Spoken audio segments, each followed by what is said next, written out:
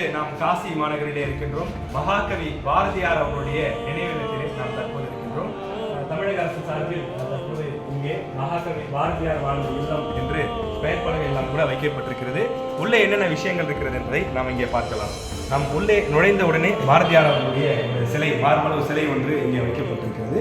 அது மட்டும் இல்லாமல் பாரதியார் அவர்களுடைய அந்த பழைய புகைப்படம், அதாவது ஒரிஜினல் புகைப்படம் என்று சொல்லலாம், அந்த அளவுக்கு அவர் வந்து ஒரு பழைய கிட்டத்தில் இருக்கிற மாதிரி மகாகவி சுப்பிரமணிய பாரதியார் என்று அவரது புகைப்படம் வைக்கப்பட்டிருக்கிறது.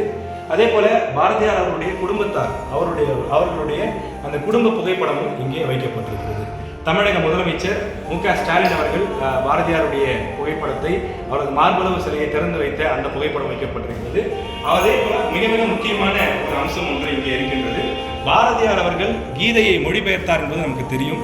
அதனுடைய ஒரு நகல், ஒரு பக்கம் மட்டும் இங்கே பிரதி எடுத்து இங்கே வைக்கப்பட்டிருக்கிறது. இதில் நாம் தெரிந்து கொள்ளக்கூடிய முக்கியமான விஷயம், 1912 காலகட்டத்தில் தமிழ் எழுத்துக்கள், பிற்காலத்தில் சில வார்த்தைகள் மாற்றப்பட்டது. இந்த பழைய தமிழ் எழுத்துக்கள் எப்படி இருந்தது, குறிப்பாக பாரதியாருடைய கையெழுத்து எப்படி இருந்திருக்கிறது என்பதையெல்லாம் புரிந்து கொள்வதற்கு வசதியாக இந்த கடிதம் நமக்கு இருக்கின்றது. அதே போல இங்கே ஒரு பெரிய பலகை ஒன்று வைக்கப்பட்டிருக்கிறது. பாரதியார் அவர்கள் பிறந்தது முதல் அவரது இறந்த காலம் வரை, கடைசி காலம் வரை அத்தனை முக்கியமான விஷயங்களும் இதில் குறிப்பிடப்பட்டிருக்கிறது.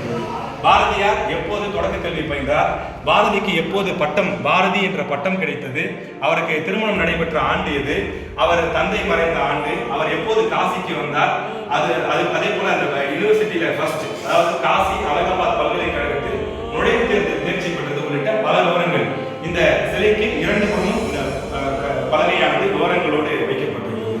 அதே போல பாரதியாரை பற்றி பல பெரிய மகான்கள், பெரிய தலைவர்கள்லாம் அவரை புகழ்ந்து கடிதங்கள் கொடுத்திருக்கிறார்கள், அவரை வாழ்த்தி வாழ்த்துரைகள் கொடுத்திருக்கிறார்கள்.